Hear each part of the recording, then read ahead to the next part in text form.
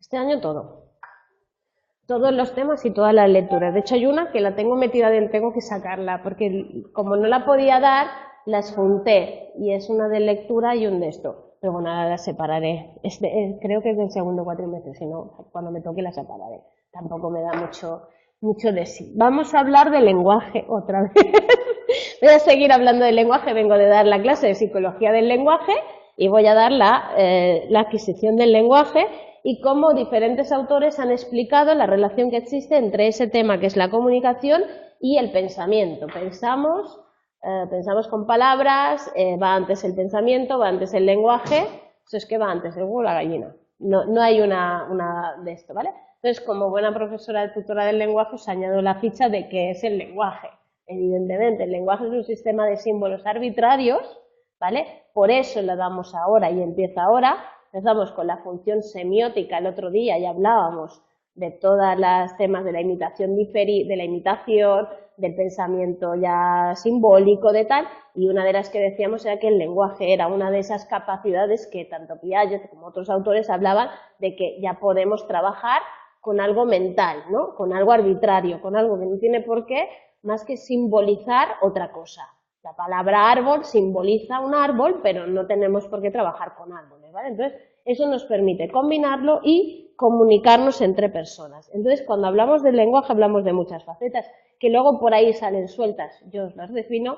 Semántica, que estamos hablando del significado, la sintaxis, del orden de esas palabras y cómo se colocan, la morfología, que es cómo se forman las palabras. Vamos a ver los errores morfológicos que se hacen así como se va aprendiendo a hablar, ¿vale? La pragmática, cómo se utiliza ese lenguaje, la fonética, que es el detalle acústico del sonido, y la fonología, que son las categorías de sonidos de un idioma más concreto, ¿vale? Entonces eso, cuando hablemos de fonemas o hablemos de morfología, que hablaremos, o hablemos de semántica o hablemos de pragmática, lo iremos entendiendo, pero tenemos que tener claro a qué se refiere cada una de esas cosas. Hola, buenas tardes. ¿Vale? Entonces, introducción, comunicación, lenguaje y pensamiento. Hablamos de que Michel Thomas habla de 3 características que distinguen la comunicación. Vamos a ver, es un carácter simbólico, ¿vale? Simbólico porque los símbolos lingüísticos nos hacen pensar en cualquier cosa, ¿vale? Y simbolizan pues todo el mundo y todo lo que tenemos. Mira, tengo un problema con las gafas. Estoy cansada de llevarlas, me cuesta, así que hoy os veo un poco borrosas a vosotras, pero para leer me va peor y como las suelo llevar para veros, me lío, ¿vale? Carácter simbólico, es decir, son símbolos, son cosas que representan a otras cosas. Cualquier palabra representa pues, a un objeto, a una persona, a una acción, a lo que sea, ¿vale? Tienen un carácter gramatical, es decir, para que nosotros nos entendamos, tenemos que construir las frases, las letras de esto de una determinada manera y así se entienden, ¿vale? Si no, no tendrían significado. Perro, mañana sube, baja, no tiene nada que significado. El perro de ayer por la mañana, mañana va a subir, a no ser, ¿vale? Sí. Y no es el único sistema, un único sistema utilizado por toda la especie. ¿Eso qué quiere decir? Que hay diferentes idiomas, es decir, todos usamos lenguaje, pero no todos usamos el mismo lenguaje. Normalmente en el reino animal, cuando tú buscas una especie, las abejas, por ejemplo, con sus bailes danzarines, que es una manera de comunicarse entre ellas, ¿vale? Yo también te veo borrosa. Pues la luz está encendida y todo está en marcha, no sé. Ya, pero aquí se ve muy bien. Bueno, como tampoco me tienes que mirar mucho. Tú, quédate, se oye bien por lo menos, porque si se oye bien ya estamos salvados. Luego al final se me ven en el cuadrito de abajo, que tampoco... Tío, había gente que me decía, ¿por qué no lo puedo abrir y verte grande? Digo, ¿y qué ganas tienes si lo que tienes es que mirar en las diapositivas? Pero más de una persona me lo ha pedido. Y no te puedo poner a ti en grande. Digo, a mí no es lo interesante, ¿eh? Es que me escuchéis y leáis un poco y vayáis siguiendo, ¿vale? Entonces, vale, las especies como las abejas, todas usan un tipo de danzas o de bailes o de vuelos, ¿vale? Para comunicarse unas cosas, tienen ese sistema de comunicación. Entonces, todas las abejas lo hacen, nosotros no, nosotros entre personas, pues de otro país o tal, tenemos diferentes idiomas, aunque el lenguaje sea una cosa común a todos los seres humanos. aparte de las personas que están privadas de ello y no lo pueden adquirir por cualquier momento. Desde el nacimiento ya emitimos gestos y sonidos, ¿vale?, para comunicarnos, que no son estrictamente lingüísticos, pero sirven para interactuar con el entorno, comunicar, que nos ayuden, que nos cuiden, acordaros de todo eso. Probablemente son precursores del habla. ¿Cómo evoluciona ese lenguaje? Los primeros años, pues al finalizar el primer año surgen las primeras palabras, ¿vale?, cuya frecuencia y número aumenta progresivamente. Veremos luego las características de esas palabras, mamá, amá, cama, ¿vale?, cómo van adquiriéndose. A los 18 meses, emisión de 2 palabras, con lo que comienza a emerger un tipo de gramática, ¿no? Voy uniendo, ya digo, perro feo, niña tonta, así, ya voy uniendo, ¿vale? A los 24, entre los 20 y los 24 meses aumenta el vocabulario, ¿vale? Y entonces, a partir de ahí, se produce una explosión en que los niños empiezan a hablar, a partir de los 3 años, con soltura, haciendo frases increíblemente bien formadas para el poco tiempo que llevan hablando y siguiendo incluso normas sintácticas, gramaticales muy bien, sin haberlo estudiado, ¿vale? Veremos por qué. Entonces, a medida que incrementa las capacidades lingüísticas, el niño empieza a utilizarlas como una forma de autocontrol o de control cognitivo, ¿no? Voy a coger de aquí y el perrito va a venir y me lo voy a llevar allí y voy a tal, y el niño va expresando, ¿vale?, y haciendo pues todo eso, que es luego una manera de crear un lenguaje interno, que ya lo veremos, también de autocontrol. Entonces, por eso cuando trabajamos con niños hay que enseñarles las cosas en voz alta para luego ellos puedan autogenerar sus propias formas de explicarse cómo tienen que hacer las cosas, ¿no? El desarrollo de las capacidades simbólicas y comunicativas del lenguaje permite su utilización como ayuda en el desarrollo del pensamiento. Hablamos de comunicación en pensamiento. De hecho, nosotros cuando tenemos una tarea muy difícil, a ver, tú, pero ¿qué estás haciendo? A ver, ¿qué quieres decir? ¿Cómo vamos a hacer esto? Tal. Y nosotros incluso nos hablamos a nosotros mismos, en voz alta, nos paramos, nos hacemos la reflexión, que es una manera de centrar el pensamiento y de guiar el pensamiento. Entonces, esa es la relación entre el lenguaje también, y lo vamos a ver. Pero, sin embargo, esa adquisición del lenguaje no es un campo uniforme y coherente y va a incluir muchas cosas, lo que os decía, la capacidad de decir los fonemas, la capacidad de tener más vocabulario, léxica, palabras, ¿vale?, construir esas acciones, esas estructuras gramaticales. Entonces, todo eso se va a tener que ir creando a la hora de usar un lenguaje de una manera correcta.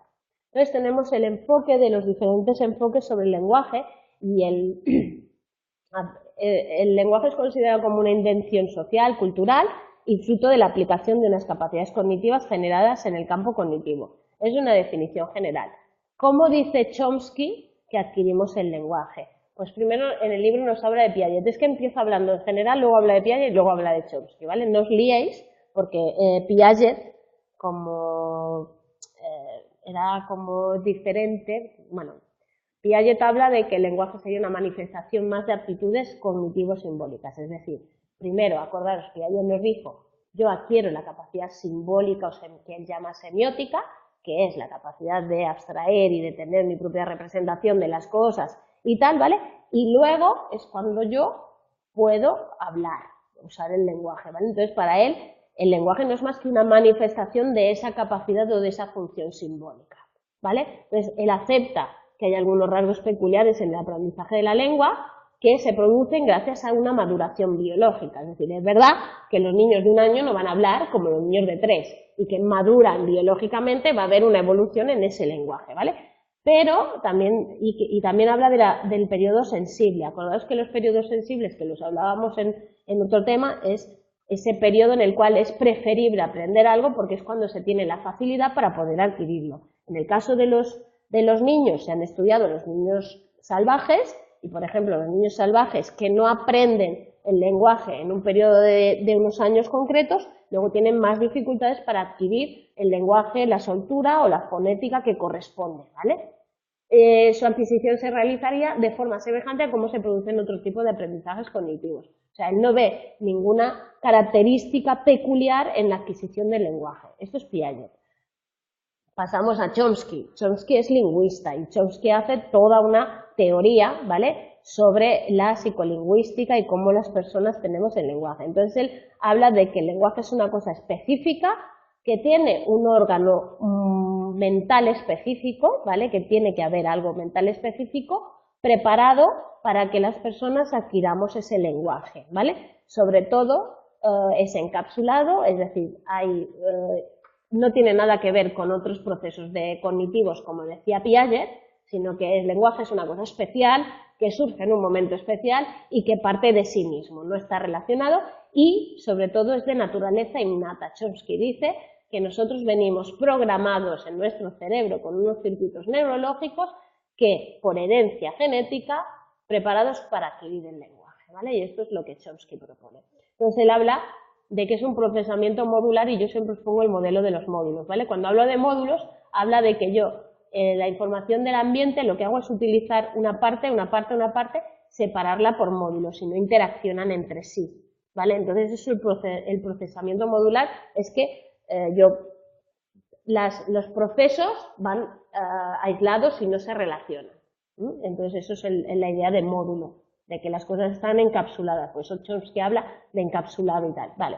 Chomsky habla, de que un rasgo muy importante de la comunicación lingüística es la creatividad.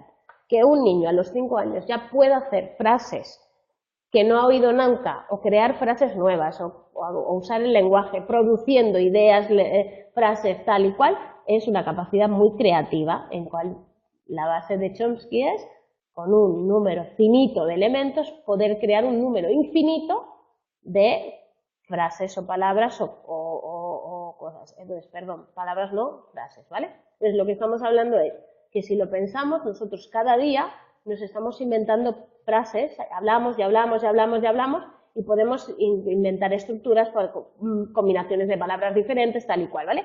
Y eso sin mucho problema. Entonces eso él lo llama la gramática generativa, esas reglas que yo uso para combinar mis palabras y que me permiten generar multitud, inmensidad de diferentes oraciones y poder expresar muchas cosas, ¿vale? Entonces él habla de que ya venimos con un dispositivo innato de adquisición del lenguaje, que explicaría cómo nosotros, con tan poco tiempo y en tan poco pensar que hemos pensado con un año, primera palabra, con 2 años, 2 palabras tal, a partir de 3, mogollón de palabras, mogollón de vocabulario y estructuras complejas, ¿vale? Gramaticalmente compuestas, con lo cual venimos con algo que está preparado para que eso se dé, ¿vale? Eso es lo que dice Chomsky. Y eso se llama la versión, bueno, luego hay una versión más reciente que también hace Chomsky, no es que no la haga él, ¿vale? Que habla de que ya no concibe esa gramática como un sistema de reglas, sino que él habla de que hay un conjunto de principios y de parámetros. Los principios serían universales, los traemos todos los seres humanos al nacer, ¿vale?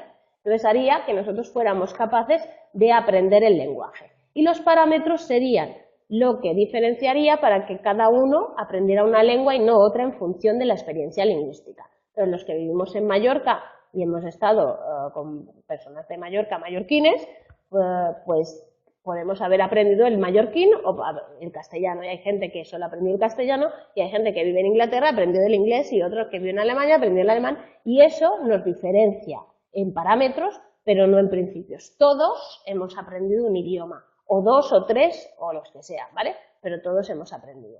Entonces él habla de que la adquisición del lenguaje se reduciría al establecimiento en la gramática universal innata de los adecuados parámetros. O sea, mis principios universales vienen de serie conmigo y yo, como estoy expuesta, yo he estado expuesta al castellano y al mallorquín, pues yo tengo la capacidad de usar esos 2 parámetros y me he especializado en esos, ¿vale?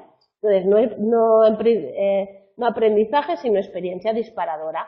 Yo no lo aprendo, vengo con unos principios universales que me permiten que se dispare en mí el conocimiento de un parámetro concreto. ¿Me entendéis? Es que Chomsky es innatista. Entonces aquí o venimos preparados o no le sirve a él, ¿vale? Entonces esa adquisición de principios y parámetros viene dada por la maduración de base neurológica, por eso se produce a una edad concreta.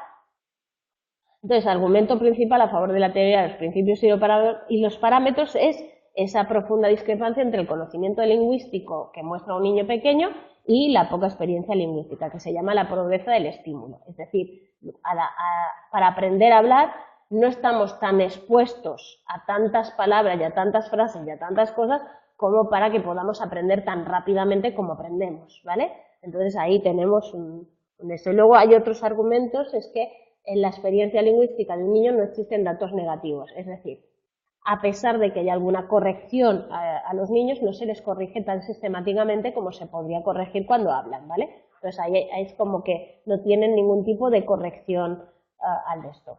Aparece en los años 70 otro enfoque, porque como os habéis fijado, Chomsky no habla para nada ni de usar el lenguaje ni del significado. Él habla de estructuras sintácticas, de generar una gramática y de la parte de construcción y innata, ¿vale? Entonces, a partir de los 70, después de que pues cierto desánimo con Chomsky, aparece pues una nueva perspectiva que habla de, vamos a hablar de semántica, del significado, un enfoque lingüístico centrado en el estudio de la relación que se establece entre las palabras y sus significados, ¿vale? Perdón.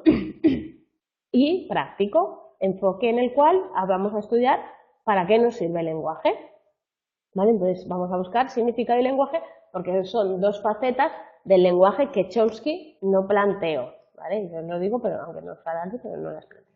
Entonces hay dos dimensiones. La dimensión funcional o pragmática del lenguaje lo que busca es intentar entender para qué, ¿vale?, se usa ese lenguaje. Entonces, corriente según la cual el lenguaje no podría entenderse únicamente como un código abstracto, ¿vale?, como algo que en tal, se asume que el código se supedita a buscar un objetivo que es, ¿cuál es el objetivo de la comunicación? Perdón, del lenguaje, comunicar, es decir, transmitir algún tipo de información o de significado, algo que me ha pasado a mí, algo que estoy viendo, algo que a mí me gusta, algo, ¿vale?, o algo que me han contado o tal, pero yo quiero al final con ese lenguaje hacer algo, si no, no tiene sentido, ¿vale? O que me des algo o pedir algo también, ¿no? Entonces, ahí influyen las aportaciones filosóficas de Austin y Serlade, enfatizando distinción entre lo que se dice y el objetivo de que se dice. Yo puedo decir perro con el objetivo de que ahora vosotros penséis, y esta Pilar ahora piense perro porque tenemos que pensar en un perro porque estamos hablando de semántica y no sé qué. O puedo decir, uy, perdón, voy a beber agua porque he tenido un momento de stalin, tengo que beber. Entonces, una cosa es lo que digo y otra cosa es para qué lo digo. Pues una para que penséis, la otra para explicaros lo que estoy haciendo y por qué lo estoy haciendo y para que no quede maleducado, ¿vale? Entonces, ahí hay una diferencia. Entonces, todas las corrientes funcionalistas comparten una interpretación instrumental. El lenguaje sirve para algo, ¿vale? Es un instrumento diseñado para cooperar y actuar por el mundo y con una dimensión pragmática, ¿vale?, para la utilización de ese lenguaje y para que nos sirva para algo. Y está radicalmente diferente a la de Chomsky, ¿vale? Entonces, esta tendencia a considerar el desarrollo del lenguaje desde el marco más pragmático de la comunicación entre personas. Desplazamiento del objeto de estudio, ¿vale? Ya no estamos hablando tanto del individuo y su adquisición del lenguaje, sino que estamos hablando de su utilización en aspectos sociocognitivos y contextuales, ¿vale? Entonces empezamos a cómo comunican las personas, cuál es el marco de referencia que tienen a comunicar, qué consecuencias se derivan de esos actos del habla, para qué nos sirve hablar, qué estamos buscando con hablar, etcétera, y en qué contexto se produce. Entonces se amplía el marco de estudio de todo el lenguaje. Entonces hay también un renovado interés por esas formas de relación, ¿vale? La comunicación precede al lenguaje, cuando surge la intención de comunicarse con otro, por qué medio se realiza, cómo se realiza, qué estamos intentando hacer, ¿vale? Entonces, Brunner propone que la adquisición del lenguaje debía apoyarse sobre dispositivos de interacción previos en los que el bebé pudiera aprender al menos las reglas básicas de la conversación, ¿no? Entonces, él habla de que tendría que por lo menos existir antes del lenguaje algún tipo de comunicación no verbal, ¿vale?, interacciones, tal, en los cuales ya uno aprendiera a tener unas pautas, a cómo callar, a hablar, a tal. Entonces, los formatos de interacción son pautas estandarizadas que hacen posible la actuación por turnos entre el bebé y el adulto. Parece, ¿vale?, que ya el niño cuando mama o cuando está con un adulto hace como pausas y pautas de que ahora hablas tú, yo me callo. Pero un bebé muy pequeño, ¿vale? Entonces ya se ven esos formatos de interacción. Es decir, yo aquí hablo yo sola, pero yo hablo, si estuviera en una conversación normal, hablaría, esperaría que alguien me contestara. Y para que alguien me contestara yo tengo que tener un formato de interacción. Estoy hablando, me callo, o hago algún gesto, o voy bajando el tono, o hago una finalización de frase, ¿vale? Y entonces eso es una pauta de interacción, ¿vale? Entonces parece que los bebés también tenían ese tipo de interacción y se observó en unos estudios, ¿no? Como el de Calle, bebés humanos realizan pausas en la succión, ¿vale? Que no se realizan otros mamíferos y no responden a ningún tipo de función fisiológica. No es que el bebé esté respirando ni nada, sino que son interrupciones sistemáticas contestadas con la madre hablando o tocando al bebé. Es decir, que el niño parece que ya hace una pausa para que el otro le diga, ¿vale? Entonces planteo que la única función de dichas pausas era facilitar la interacción por turnos, ¿vale? Que es esperar a ver qué dice el otro y ver que también me hable el otro y tal, ¿vale? Lev Vygotsky elaboró toda una teoría sobre la influencia cultural en el desarrollo individual, ¿no? Él habla más de la influencia de la cultura y de la sociedad en el individuo. Acordaos que Piaget habla de que el individuo se va desarrollando y va integrando esa realidad. Vygotsky habla de que la realidad crea al individuo casi, ¿vale? Es un poco diferente.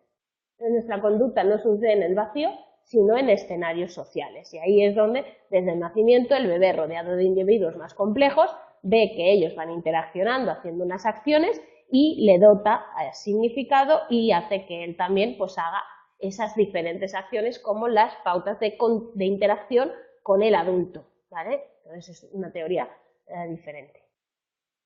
Luego tenéis las etapas de comunicación preverbal.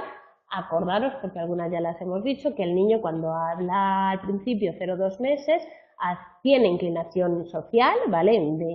De llamar la atención, de tal, ¿vale? Sobre todo le llaman mucho la atención las voces humanas, los rostros, acordaros que todo esto ya lo hemos visto, ¿vale?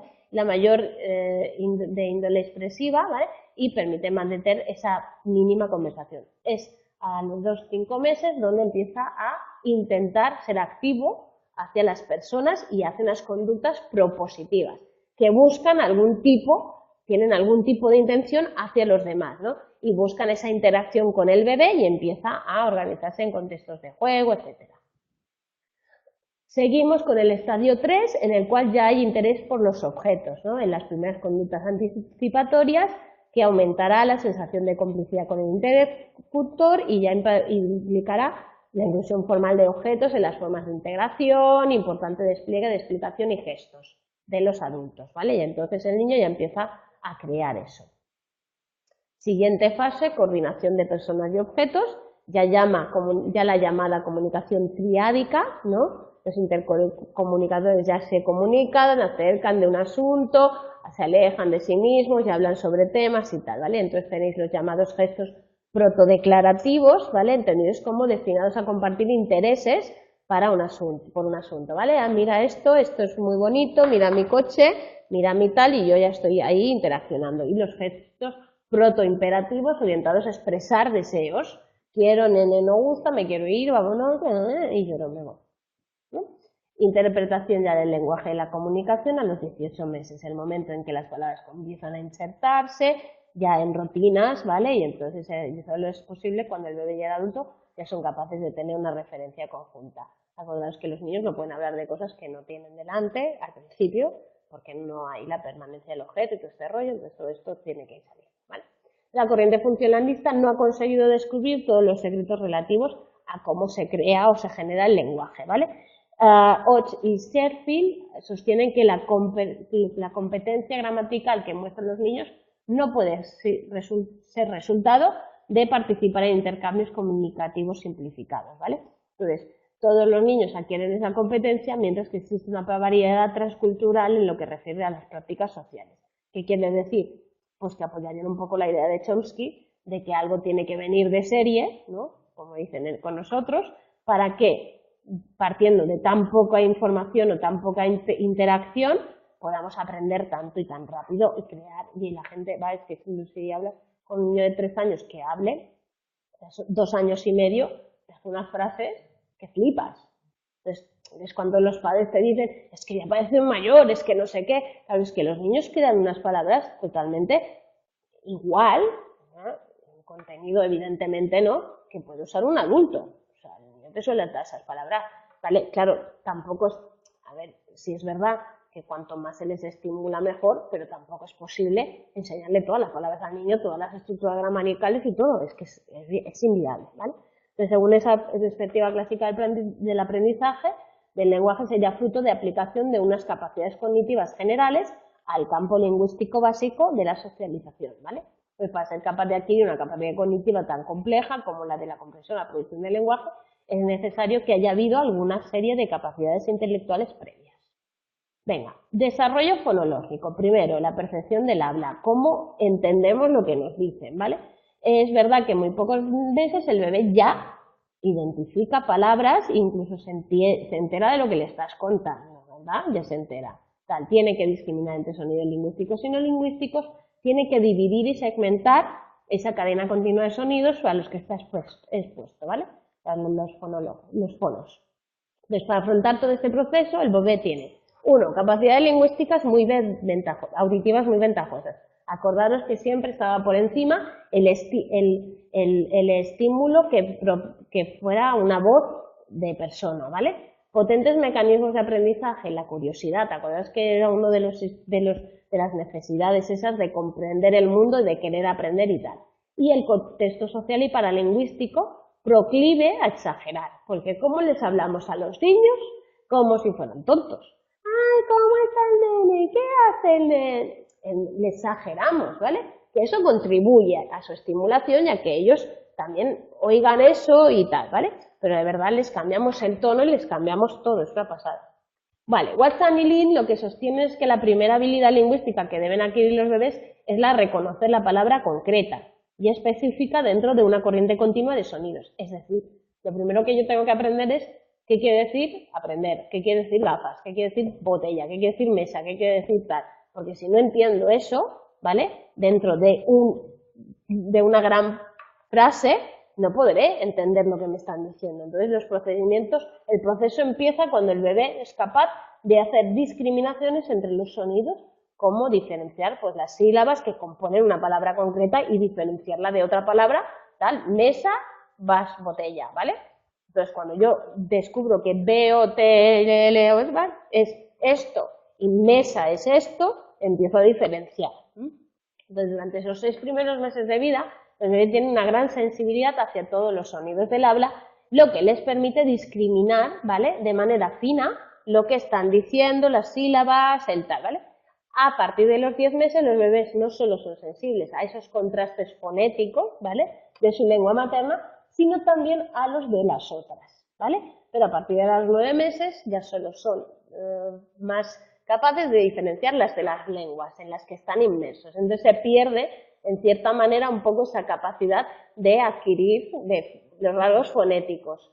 De hecho, cuando todo el mundo me pregunta, ¿pero se aprende igual un idioma de mayor o de pequeño? Sí, pero no la fonética, no la capacidad de pronunciarlo, ¿vale? Entonces, alguien que ha aprendido el inglés de adulto y no lo ha estudiado de pequeño, no tendrá la misma capacidad fonética en inglés que un niño pequeño, pero puede saber el idioma igual, ¿vale? Pero es la expresión, es como lo dices, ¿vale?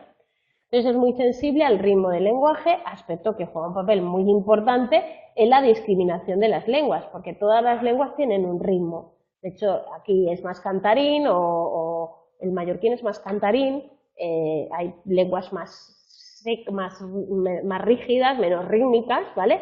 Como creo que la alemana, estaríamos de acuerdo, ¿vale? Pero es por el ritmo que tienen esas lenguas y la forma, ¿vale? Entonces cada una tiene sus propios talentos. Como los niños son muy conscientes de esos ritmos, de esas prosodias, como yo digo siempre, de lo emocional, los niños se enteran más de lo tal. No es lo que te digo, es cómo te lo digo, ¿vale? Entonces cuando ¡ay, qué guapo eres! ¡Ay, qué tonto eres! Significa lo mismo para un niño pequeño, cuidado que no entienda, porque es el tono lo que el niño entiende que es ¡ay, qué guapito! ¿Vale? El tono. Eso es un poco eso, la prosodia. Al final el niño lo que entiende es, durante los años se sugirió que la existencia de algún dispositivo neurológico dedicada a procesar solo esos sonidos del habla por lo rápido que se procesan, la facilidad con que se procesan, etc. Entonces, esas tempranas habilidades que los bebés muestran en la percepción del lenguaje, ¿vale? Podrían estar enraizadas en nuestra historia filogenética, de manera que nosotros, claro, todos venimos casi todos venimos ya preparados como para oír, ¿no? Entonces los bebés disponen de potentes mecanismos para regular y entender esa prosodia. El aprendizaje de un idioma suele producirse en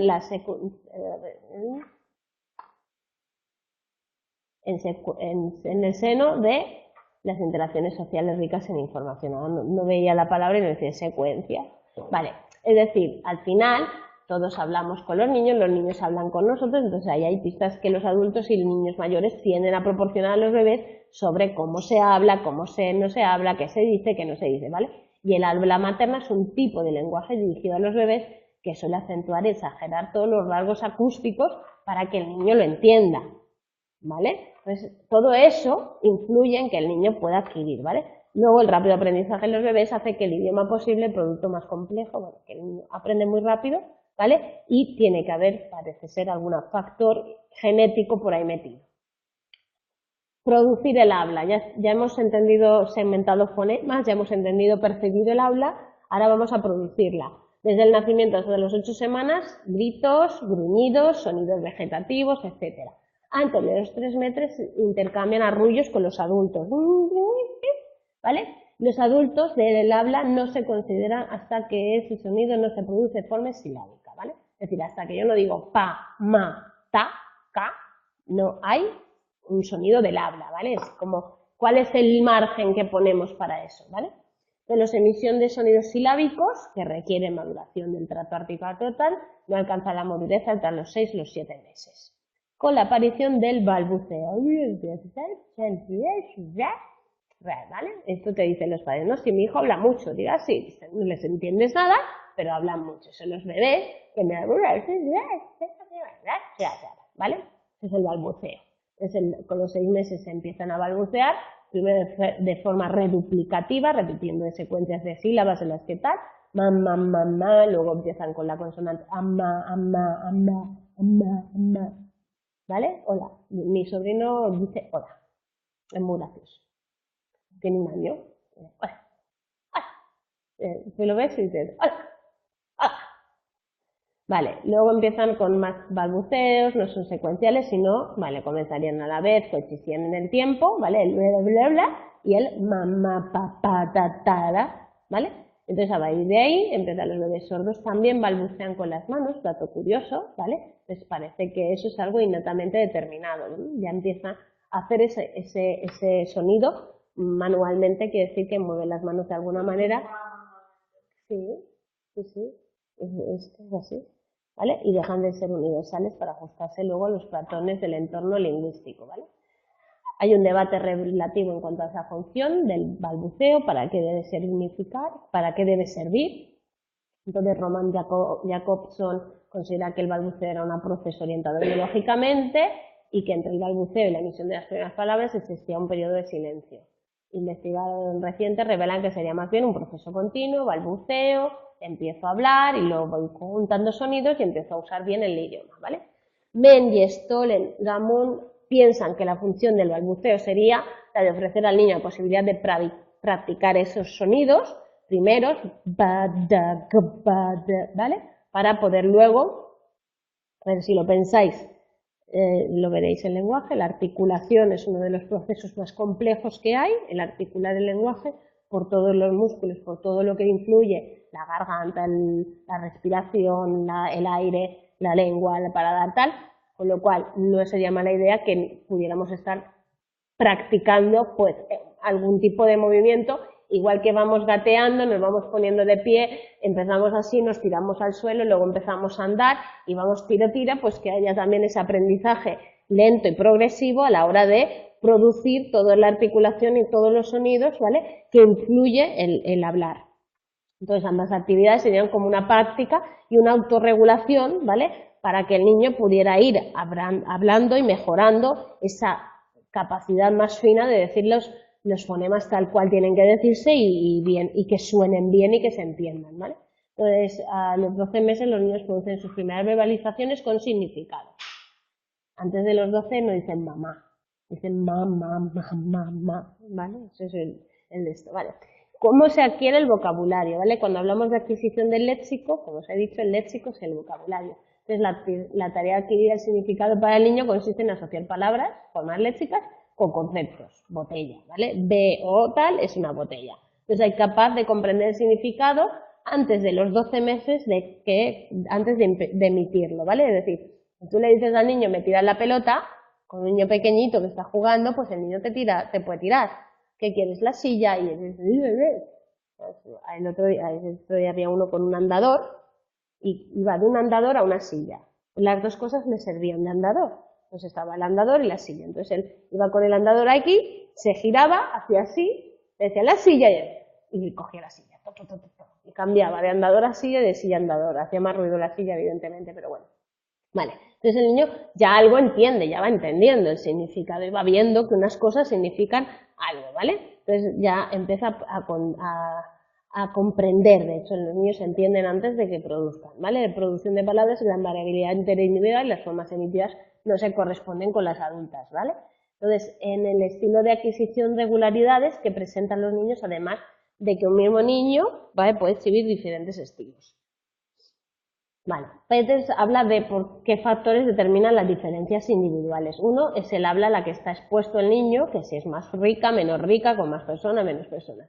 Luego el tipo del habla de los cuidadores, ¿vale? Perdón, que los cuidadores esperan del niño y también el desarrollo neurológico individual de cada niño, que eso influye, ¿vale?, a la hora de adquirir y mejorar o no y tener un proceso. Si hay un niño con una dificultad, evidentemente le va a costar más el proceso del habla, ¿vale?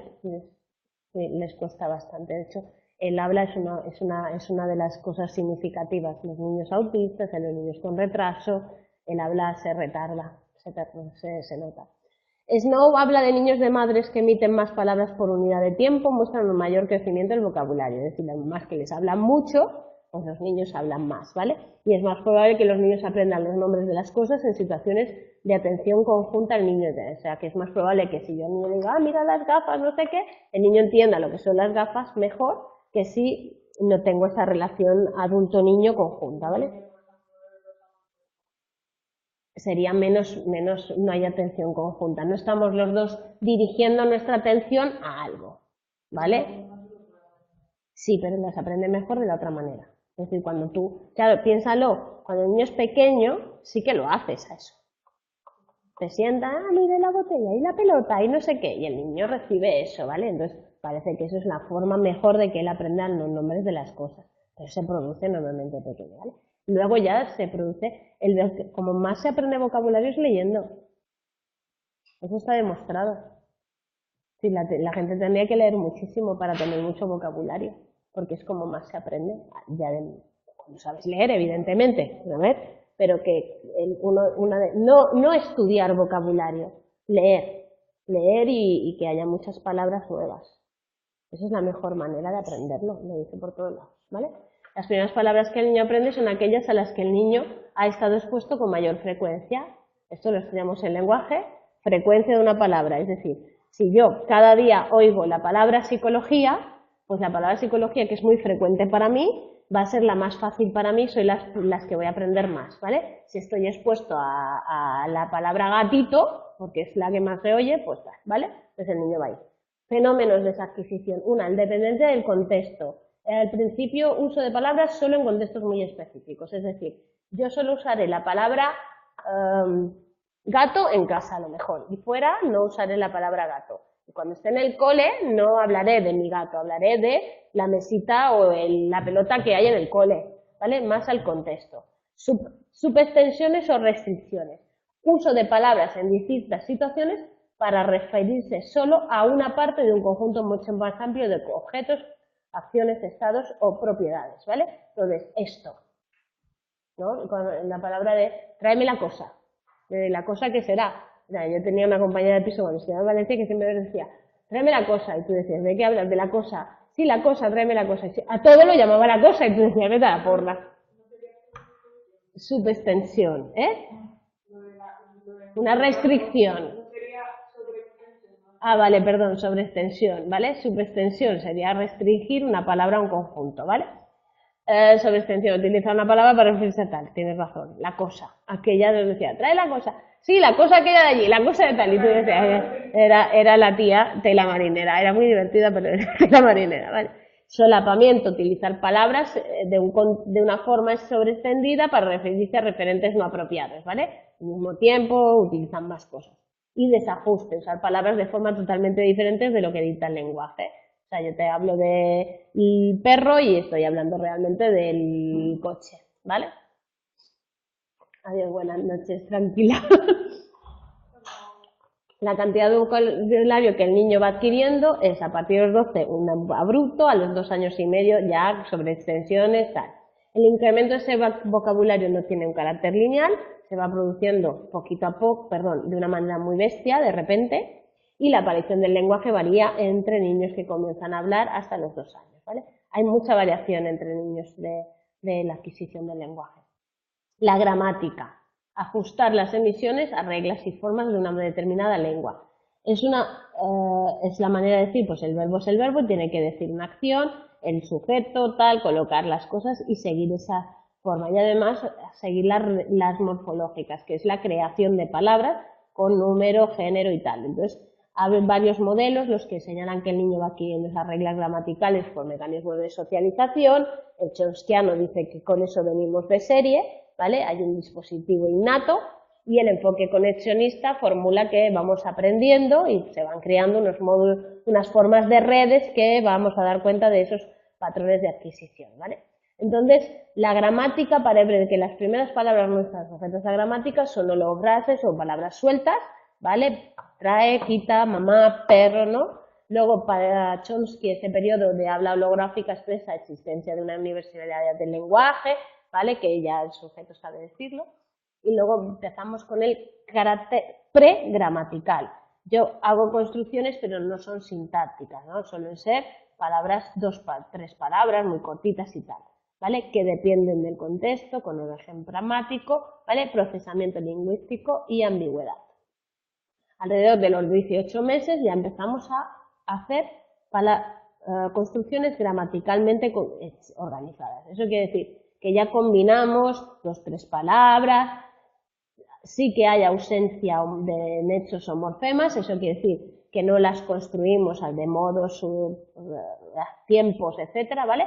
Y que no ponemos pues pronombres, determinantes, etcétera, ¿vale? Entonces llamamos habla telegráfica. Bryan como gramática pivote, que tiene 2 tipos de palabras. La pivote, pequeño número de palabras que aparecen muy frecuentemente, que son aquellas frecuentes que yo he aprendido, ¿vale? Y luego las abiertas, que son poco frecuentes, sometidas a determinadas reglas. Vale, entonces con la emisión de 2 palabras comenzaría esa gramatización, es decir, empezaría yo a usar una estructura. Entonces incluiría las variaciones morfológicas, es decir, crearía las palabras correctas con género, número, tal, las iría colocando. Uso formal del orden de las palabras, yo ya decía, el perro estaba tumbado en el porche, ¿vale? Ya empezaría. Y construcciones complejas, independencias del contexto, ya podría hablar de otras cosas, con certidumbre informacional, es decir, dando información ya correcta y con un procesamiento lingüístico rápido. ¿Vale? Entonces estamos hablando que en las primeras frases de ese proceso de gramatilización el niño utilizaría unas reglas defectivas o prereglas, ¿vale? Basadas solo en un análisis parcial de esas regularidades, y entonces pues habría algunos errores, omisiones de marcas gramaticales obligatorias, ¿vale? No poner el sujeto o no poner el verbo o tal, comisiones de secciones de marcas gramaticales no adecuadas, cambiar decir antes el objeto, ¿no? El niño, el perro ha sido cogido por tal. Bueno, eso es muy complejo, pero bueno, algo así. A la palabra. La niña bonito. Una niña que al papá lo llamaba papaito y a la mamá la llamaba mamaito. Porque era papaito y mamaito. Bueno, vale. Es un juego de palabras que hacía, ¿vale? Aparece el fenómeno de la sobreregularización o hiperregularización. Una regla gramatical para todo, ¿no? Esta sirve para construir frases, por lo tanto esta es la correcta. Y ahí meten todas las palabras. es economía cognitiva, como dice la compañera, es una manera de ahorrar, ¿no? Yo solo uso una gramática, también es que nos complicamos mucho con tantas frases, tantas formas de decir, pero justamente es lo que nos permite crear de tantas maneras diferentes y hablar de tantas maneras diferentes, ¿no? Alrededor de los 3 años y medio el niño adquiere las reglas gramaticales que ya tienen un nivel adulto, 3 años, ¿vale? Y a partir de entre la gramatización se ha establecido un amplio periodo entre 7 y 12 años, ¿vale? Aunque no se puede decir precisamente. Sobre regularización morfológica, sobre regularización observada en la producción de unas formas verbales, tales, el haciendo por el hecho, ¿vale? Entonces, haciendo, comiendo, como es comiendo, bebiendo, pues haciendo. He hecho esto, no, he haciendo esto, ¿vale? ¿Eh? ¿El? No cabo, por ejemplo, también muy buena, ¿vale? Entonces, a partir de ahí, pues crean eso. Entonces, es una evidencia contra aquellos que suponen que el niño quiere el lenguaje mediante la imitación, porque aquí ya está construyendo, está usando algo que ha oído, ¿vale? Y lo está usando y aplicándolo a una palabra mal aplicado, por eso no cuadra, porque morfológicamente no es correcto, pero el niño también en ese caso no solo imita, sino que aplica lo que ha oído a cosas diferentes, ¿vale? Entonces esa sobreregulación tiene un desarrollo en forma de U. En un primer momento en los niños más pequeños no hay actuación casi sin errores, hay un momento en que se cometen más errores y un tercer momento en el que el niño pues ya muestra menos errores. Entonces podemos, si lo juntáramos con lo anterior, decir que al primer momento imita, luego ya intenta construir a partir de lo que ha oído y por tanto comete más errores porque no tiene muy claro dónde aplicar la regla y dónde no, ¿vale? Y luego sería pues ya que comete menos errores porque ya ha aprendido la regla y por tanto ya sabe construir las palabras de una manera morfológicamente correcta, ¿vale? Bloom propone como explicación que hay un primer estadio en que los niños aprenderían las formas verbales mediante la repetitiva, bueno, lo que acabo de decir, los niños descubren que existen las reglas y luego las variaciones de esas reglas. La explicación tradicional supone la existencia de un modo de doble ruta, dos mecanismos que explican la actuación de los sujetos, un almacén de memoria en donde se registran las formas irregulares, ¿vale? Y otro donde se registran las formas para cambiarles con las reglas morfológicas, etcétera. Entonces se guardaría la raíz de la palabra y las reglas y entonces se cambiarían. Entonces un poco eso. El enfoque conexionista habla de que hay un modelo con un único mecanismo que permite aprender formas regulares y irregulares, ¿vale? Y que uno va adquiriendo todo eso. Entonces las palabras regulares son palabras que se pronuncian como se escriben. Las irregulares son palabras que no se pronuncian como se escriben, ¿vale? En castellano, el castellano es una lengua muy transparente, el español, el castellano, es una lengua muy transparente, por tanto, la mayoría de palabras se leen como se escriben, ¿vale? Pero en inglés no, en inglés hay muchísimas palabras que son irregulares. Entonces, cuando nosotros tenemos que decir alguna palabra en inglés, como por ejemplo house, house, ¿no? Es house. Entonces, yo le digo house y escribo house. Entonces, eso es una palabra irregular, ¿vale? Pero en español no es tan frecuente, ¿vale? Entonces, para que lo entendáis. La red de Hebb, la fuerza de conexión entre las unidades, hace que las neuronas aumenten cuando se encuentran activadas simultáneamente. Estos son los modelos conexionistas del lenguaje, que os diré en psicología del lenguaje el año que viene. Vale, reglas, relaciones entre lenguaje y pensamiento. Lo que os decía, se ha intentado decir qué pasa, qué primero, lenguaje, pensamiento, pensamos con el lenguaje, pensamos sin lenguaje, etcétera, etcétera. Pues ahí tenéis a Kohler, que desveló la capacidad de solución de problemas en unos animales carantes de aparato fonador. Por lo tanto, si alguien que no tiene aparato fonador puede solucionar problemas, pensamiento y lenguaje estarían separados, ¿vale? Y Ayer demostró que los bebés tenían una increíble capacidad de interpretación y aprendizaje previo al lenguaje, que es lo que él dice que el lenguaje es una manifestación más, ¿vale?, del desarrollo cognitivo de las personas. Por lo tanto, primero pensamos y luego desarrollamos el lenguaje. Watson, por ejemplo, desde el paradigma conductista, dice que el pensamiento solo es una forma más del lenguaje. Es decir, lo que él hace es identificar pensamiento y lenguaje y localizarlos externo o internamente, ¿vale? Chomsky dice que no, que el lenguaje y el pensamiento son totalmente independientes, surgen de cosas diferentes, venimos con tal diferentes, ¿vale? La mayoría de autores suele admitir que hay una cierta influencia, ¿vale?, entre pensamiento y lenguaje. Parece ser que el adquirir el lenguaje también es algo que produce pues cierto pensamiento. Acordaros que decíamos antes que las personas, cuando estamos ante una situación complicada y tal, nos hablamos en voz alta para ayudarnos a pensar, con lo cual alguna relación tiene que haber. Entonces Piaget, aunque sostuvo que el lenguaje surge a partir de una función intelectual, la función simbólica, no dudó en reconocer que esta podía potenciar el desarrollo intelectual. Es decir, que aunque el lenguaje surja de ese proceso cognitivo que se va desarrollando, luego podría ser que el lenguaje influyera en la evolución de ese proceso cognitivo, ¿vale? Entonces, al final, habría como una especie de interacción donde se autoestimularían o ayudarían a crecer, ¿vale? Vygotsky, con la teoría más difundida sobre las relaciones de pensamiento y lenguaje, él habla de que la relación entre pensamiento y lenguaje cambia a partir del desarrollo, que al inicio pensamiento y lenguaje son cosas diferentes, están separadas, pero que luego se cruzan y van evolucionando conjuntamente, ¿vale?, hasta dar forma de pensamiento y lenguaje específica de los humanos, que es el pensamiento verbal. Porque si lo paráis a pensar, nosotros pensamos muchas veces verbalmente, pensamos con lenguaje, ¿vale? Luego, Piaget habla del lenguaje egocéntrico como Piaget apoya el origen de la inteligencia antes que el lenguaje, entonces también contempla la interacción con los demás como factor esencial del desarrollo. La capacidad que permite una verdadera comunicación con los demás no aparece, ¿vale?, hasta que el niño adquiere las operaciones concretas, 7-8 años. Ya lo hemos visto que no, todavía no.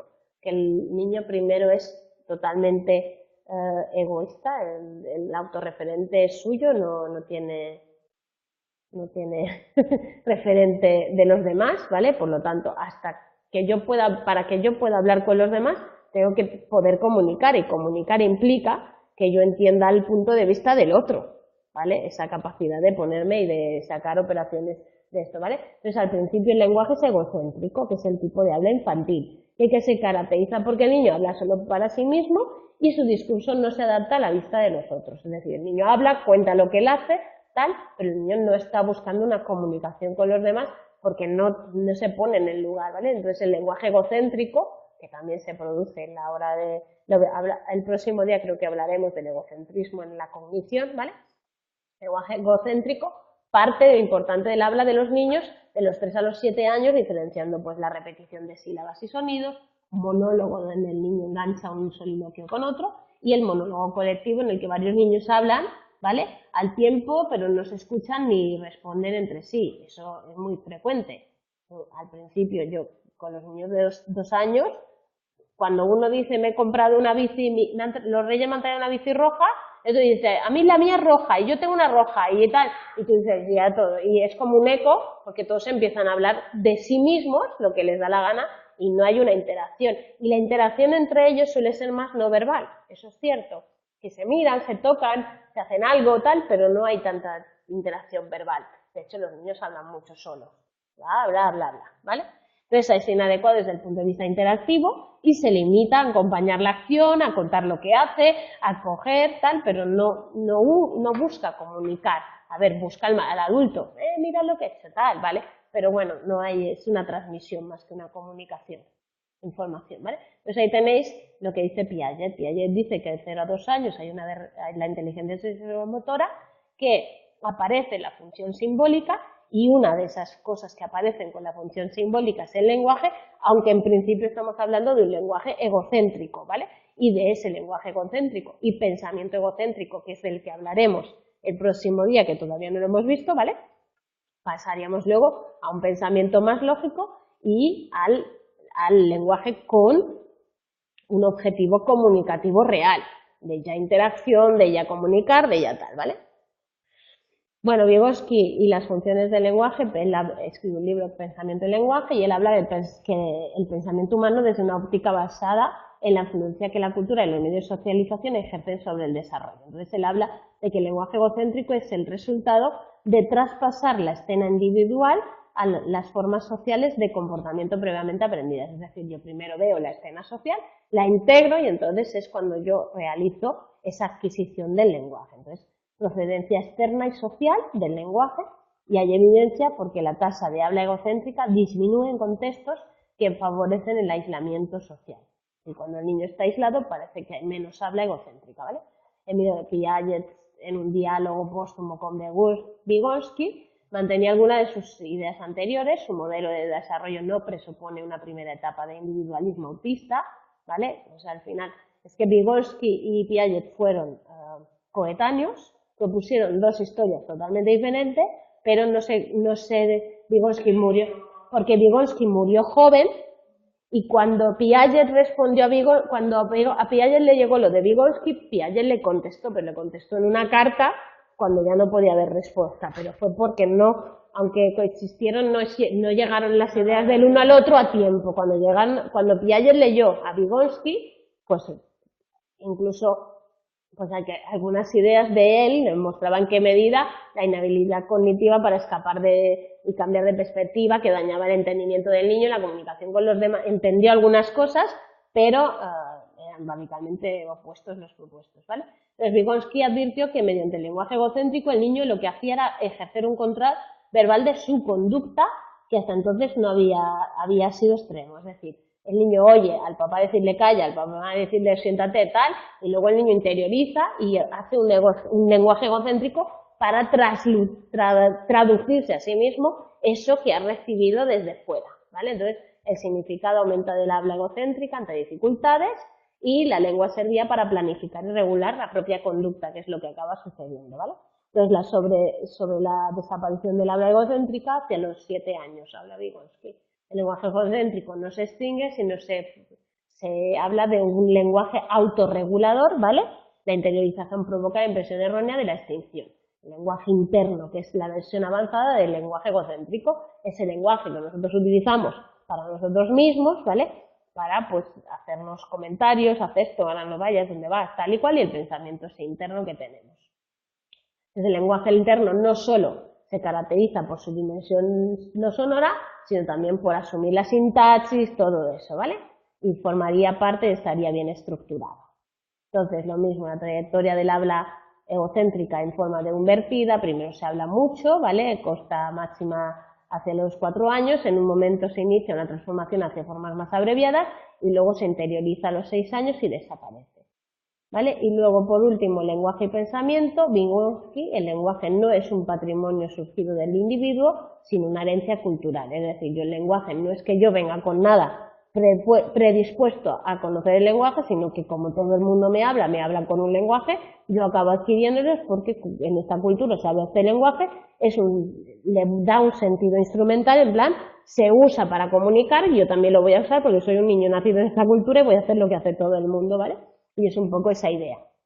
Entonces, para Vygotsky el lenguaje egocéntrico representa un encuentro, ¿vale?, indudable entre el lenguaje y el pensamiento. Es cuando yo empiezo a decir, vale, y este lenguaje a mí también me sirve para hablarme a mí mismo y para comunicarme y decirme las cosas. Entonces empieza a verse esa transformación que lo tenéis aquí, ¿vale? Entonces, para Vygotsky, acordaos que está el otro cuadro de Piaget, primero hay un lenguaje orientado al contacto social, a hablar con la gente tal, un lenguaje social de hablar, de decir, y luego sí vamos a pasar al lenguaje egocéntrico y a un lenguaje interno que será a partir de los 6 años, ¿vale? Y esa es la diferencia en postura. Y hasta aquí el lenguaje egocéntrico evoluciona en búsqueda de una expresión más acorde con la intelectual, el lenguaje egocéntrico se transforma en lenguaje interno que autorregula y controla nuestro comportamiento. Y nada, y hasta aquí. Y que paséis buena semana y nos vemos la semana que viene, que será la última antes de Navidades. ¡Ánimo!